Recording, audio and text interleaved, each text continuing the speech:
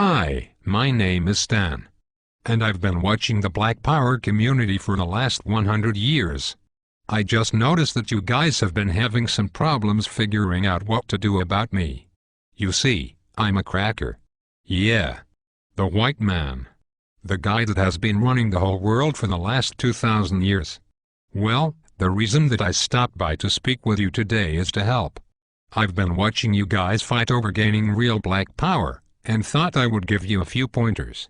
Since we white guys have been running things since we invaded Africa, I figured I would lay out a blueprint to help you achieve your objectives.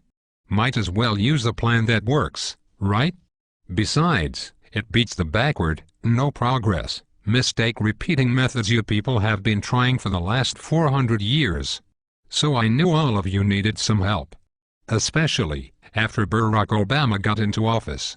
He's a great guy, but a black man in a white man's house ain't really saying much considering all the hell you people have been through. Don't get me wrong. In many ways I know you were happy to get at least one black into office. This is good when you want to run politics, but ruling the world is what we white folks specialize in. Have you ever heard of the Illuminati? Well, that is the kind of coordination you are going to need to begin taking over the world. Okay, let's get started.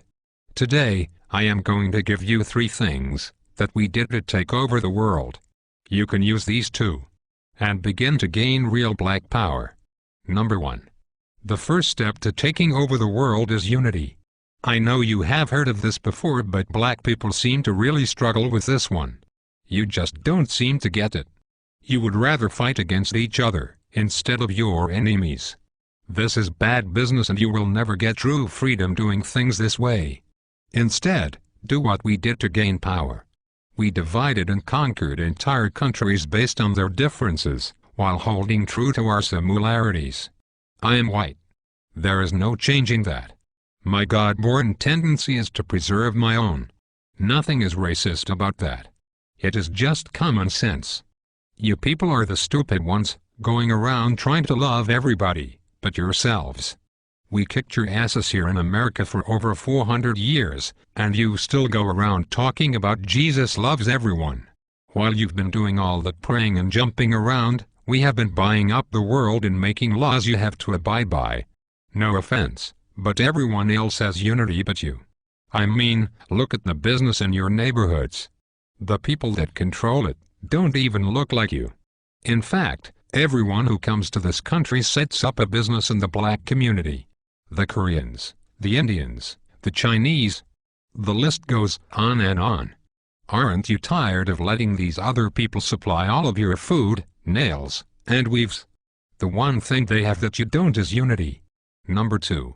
Once you get unity, you are going to need to get organized. When we took over the world we had a plan in place. A goal. Since we whites make up a small percentage of the global population, we knew the only way for us to exist was to enslave non-white people. This was our global plan for white supremacy. But we didn't stop there. We organized a military force behind our goal and executed it to perfection. Killing men, women, and children across the globe with brute force. Whatever we needed, we just took it. And if blacks or Native Americans didn't like it, oh well. Remember, there are no rules in war. Our objective is to ensure survival. But you black people seem to think your economic hardships, social injustices, and high arrest rates just happened by chance alone. Never mind, we've worked nearly 4 centuries, day and night to keep you people exactly where we want you. On the plantation. Yeah. It's true. Let me tell you a little secret. Most white people are not going to tell you this.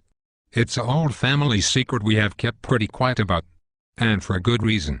You see, all that free labor my white ancestors got from your black ancestors, translated into a lot of money. In fact, the black slave trade was the greatest wealth-building tool in human history. With free labor we were able to finance the Industrial Revolution. Well, all of that money pretty much stayed in the vast majority of white families. And with all due respect, whites intend to keep it that way. You see, Dr. Martin Luther King was pretty good at integrating lunch counters and toilets, However, he didn't do so well at integrating bank accounts, so you blacks were shafted out of the money that was due to you in exchange for a good job and education. But it was us whites who own most of the jobs. Which brings me to my point. It's just another plantation. I say all of that to say, being organized is more than alignment, it is knowing the traps we have laid out for you, and then moving around them. Everybody knows but you blacks. That education will only keep you enslaved. It will only produce what it has already produced. A bunch of dressed-up plantation workers perfectly content, working and serving under another man's vision.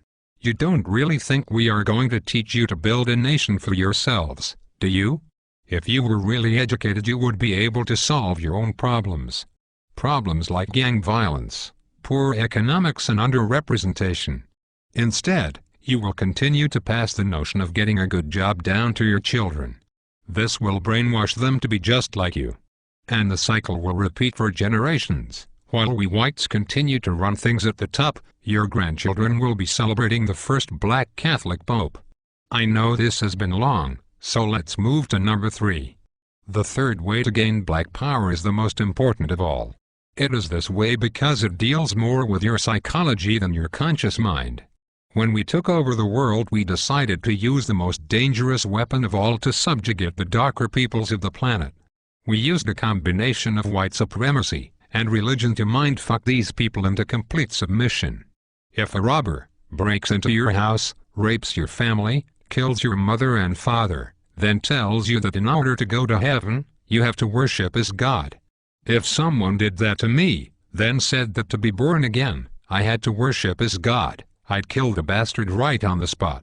But you black people seem to have no problem worshipping the God of your enemies.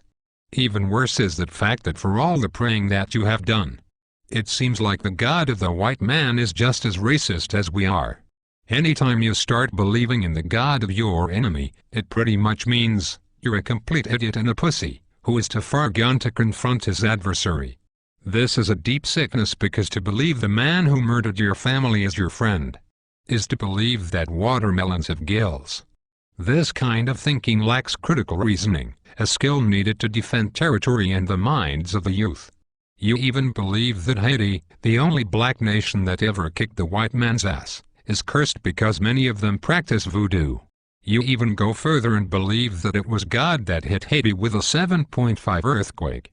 You religious-minded blacks thought this about New Orleans too. Let me tell you the truth. We gave you this God because we knew by worshipping a white God you would subconsciously be worshipping us. That was a part of our plan, and it worked like a charm on the early slave plantations. We whites decided to perfect it, and have taken our gods all over the world to dark people. You see, we know that if we can get you to put down your God and pick up ours, you will lose your real power. This is really effective for controlling a people. Practically, by doing this, you will never fight against us because subconsciously you would be fighting God. I know that is a serious mindfuck. But that is why you cheer for a white Jesus to kill all the darkies down in Haiti and New Orleans, while kissing Pat Robertson's ass. Meanwhile, our harp machines can shake up more prime real estate for the oil companies. If you continue to follow the God of your enemies, you will never rule the world, because you will always have your allegiance with a white man, instead of your God, who's pissed off because you traded him in for a blonde-haired, blue-eyed hippie, whose name we took from the Greek god Zeus. So, let's recap. The top 3 things you need to do to rule the world, and to have black power is: Number 1, get some unity. Stop killing each other over nickel bags of weed and coke. You are basically helping to kill off your own army. Stop it and unite. Number 2, get organized. There is nothing worse than a bunch of rich rappers talking about gangsta and keeping it real, when all of them still work for rich white and Jewish men that pimp them for their talent.